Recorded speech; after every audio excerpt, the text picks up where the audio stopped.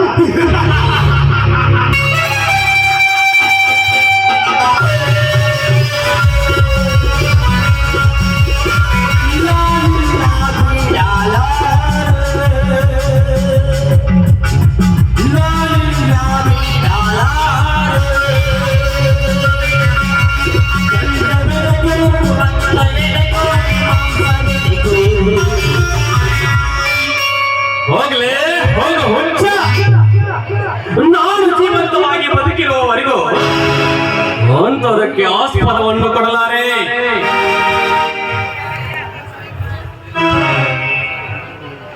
ರೇಖಾ, ನೀವೇನು ಈ ಸ್ಥಿತಿಯಲ್ಲಿ?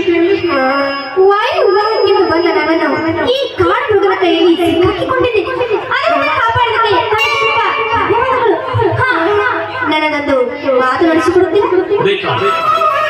ನಿಮ್ಮ ಮನೆತನಕ್ಕಾಗಿ ಒಂದು ಮಾತುಗಳೇಕೆ ರೇಖಾ? 1000 ಮಾತುಗಳನ್ನಾದರೂ ನಡೆಸಿಕೊಡುತ್ತೇನೆ. ಅದೇನಂತ ಹೇಳಬೇಕಾ? ಅದೇನಂತ ಹೇಳು. ನನ್ನ ಹತ್ರ ಹಣ, ಆಸ್ತಿ, ಅಂತಸ್ತು ತುಂಬಾನೇ ಇದೆ. ಆದರೆ ನಾನು ನಿಮ್ಮ ಧೈರ್ಯ ಸಾಹಸಕ್ಕೆ ತುಂಬಾ ಮೆಚ್ಚಿಕೊಂಡಿದ್ದೇನೆ. ರೇಖಾ, ಬೇಜಾರು ಬೇಡಿ. ನನ್ನನ್ನು ತಮ್ಮ ಸದೈಕಿಸಿಕೊಳ್ಳಲು ನಮ್ಮ ಅಡಿಗಳು ಎಂತ ಚಾಂಡಾಲ ಮಾತುಗಳನ್ನು ಆಡ್ತಾ ಇದೆಯಾ ರೇಖಾ? ಎಂತ ಚಾಂಡಾಲ ಮಾತುಗಳನ್ನು ಆಡ್ತಾ ಇದೆಯಾ? ನಿಮ್ಮ ಮನೆಯ ಅನ್ನ ಉಂಡು ಬೆಳೆದು ನಿಮ್ಮ ಮನೆಯ ಕರಸೇವಕನಾಗಿರುವ ಈ ನರಸಿಂಹನಿಗೆ ಎಂತ ಮನೆ ದ್ರೋಹದ ಕೆಲಸವನ್ನು ಮಾಡಲು ಹೇಳಬೇಡಬೇಕಾ?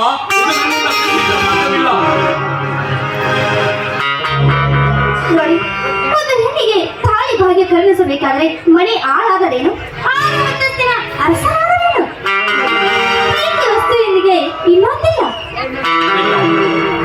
ಬೇಡ ರೇಖಾ, ಬೇಡ. ನಾನು ಕುರಿ ಕಾಯುವ ನೀನು 1000 ಹಳ್ಳಿಯ ಸರ್ದಾರನ ಮಗಳು, ಮೇಲಾಗಿ BA ಪದವೀಧರೆ.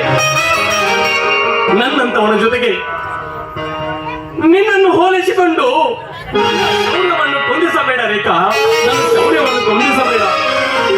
ನೋಡಿ, ನೀವು ಇದೇ ಮಾತನಾಡಿದರೆ ನಾನು ನನ್ನ ಪ್ರಾಣವನ್ನೇ ಕಳೆದುಕೊಳ್ಳುತ್ತೇನೆ. ರೇಖಾ, ನೀನಿದೆ ಮಾತನಾಡಿದರೆ ನನ್ನ ಪ್ರಾಣದ ಗತಿ ರೇಖಾ, ನನ್ನ ಪ್ರಾಣದ ಗತಿ. ನನ್ನ ತಂದೆ ತೆಗಿತಾನಂತನ? ನನ್ನ ತಂದೆಗೆ ಏನ್ ಮಾಡ್ಬೇಕು ಏನಿಲ್ಲೋ ಅಂತ ಅವನಿಗೆ ಚೆನ್ನಾಗಿ ಗೊತ್ತಿದೆ. ನೀವೇನು ಅದ್ರ ಬಗ್ಗೆ ಯೋಚಿಸಬೇಡಿ. 1000 ಹಳ್ಳಿಯ ಸರ್ದಾರ, ಹೀಗೆ ಗಾಬರಿ ಆಗ್ತಾ ಇದ್ದೀರ. ನನ್ನೊಂದಿಗೆ ನೀವು ಹಾಡಿ ಕುಡಿಯಬಾರದೆ? ನನಗೇನೋ ತುಂಬಾ ನಾಚಿಕೆ ಆಗ್ತಾ ಇದೆ ರೇಖಾ, ಭಯ ಆಗ್ತಾ ಇದೆ ರೇಖಾ, ಭಯ ಆಗ್ತಾ ಇದೆ. ಖಂಡಿತ ವೀರನಿಗೆ ಭಯವೇ? ಬನ್ನಿ, ನನ್ನೊಂದಿಗೆ ಹಾಡಿ ಕುಡಿಯಬಾರದು.